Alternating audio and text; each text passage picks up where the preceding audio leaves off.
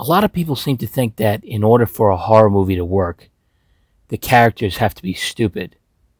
I don't know if that's always true, but in the case of the Texas Chainsaw Massacre, I think it definitely is. The movie opens up with a text crawl about the tragedy that befell a group of Utes. What is a Ute? Oh, excuse me, Your Honor. 2 youths.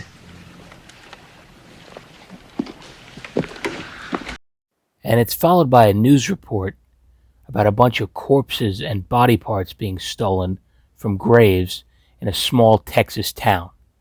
Delightful. And then we get introduced to Sally, her brother Franklin, and 3 other Utes named Kirk, Jerry, and Pam. And it seems like they're driving across Texas to see if Sally's grandfather's grave is one of the ones that was vandalized. I mean, already it seems pretty stupid, right? Surely the authorities and the caretakers at the cemetery can handle that. But whatever.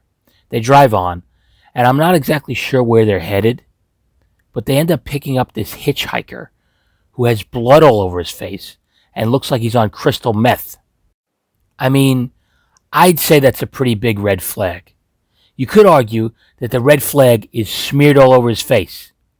And surprise, surprise, he turns out to be a complete psychopath, and they kick him out of the van. But the van's running out of gas, of course, and they need to stop. And 2 of the youths, Pam and Kirk, go off on their own and come across a large house that looks more than a little sketchy. They find a human tooth on the fucking porch. Seems like another red flag, doesn't it? They're gonna get the fuck out of there, right? Nope.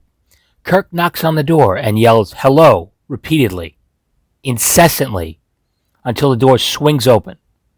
Then he hears this weird pig noise and decides that's his invitation to go inside the house.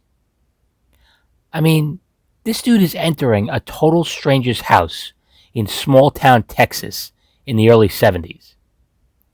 You could get yourself murdered now for doing that in just about any state. And he's doing it in Texas in the 70s. Dumb. Stupid.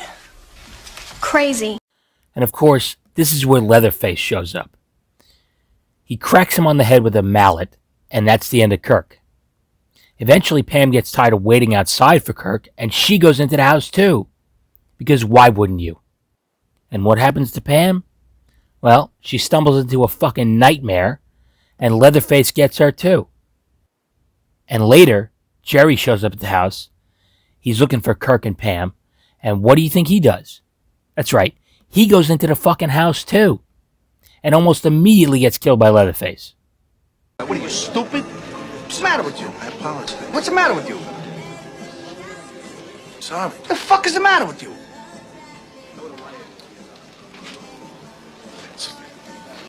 And by this point, Leatherface starts freaking out because he doesn't know where the fuck these people are coming from. And he's a cannibal, right? So humans are basically like cows or chickens to him. Imagine you're sitting in your home, wearing your favorite Halloween mask, minding your own business, polishing your favorite chainsaw, and one by one, 3 fucking cows walk into your house. You'd flip the fuck out too. But anyway, now we're just left with Sally and Franklin, and they argue about what to do when it gets dark and no one has come back to the van. They start calling out for Jerry, which, of course, just reveals exactly where they are, and Franklin even honks on the horn of the van. Then they start arguing over a fucking flashlight because Sally wants to go off on her own to look for them. I mean, it's so fucking stupid. Just when I think you couldn't possibly be any dumber, you go and do something like this. But Franklin insists on going with her, and he ends up getting sliced and diced by Leatherface. And basically the movie is in overdrive at this point. Sally's in the fight of her life. She survives, so she's obviously the smartest of the group. But that's not really saying much. I mean, I know this is a great horror movie and it's iconic, but it's probably the perfect example of horror characters needing to be stupid in order for the movie to happen. I mean, honestly, the smartest person in the movie is probably the guy at the end in the pickup truck who slowed down briefly to allow Sally to get in the back, and then he just fucking tore ass out of there. That's the smartest person in this movie. But anyway, that's all I got for now. Remember, if you find a human tooth on the front porch of a small town Texas house that looks like an old plantation, maybe don't go in. Maybe just go the other way. I don't know. Just a thought. Come on, Franklin. It's gonna be a fun trip. Stupid.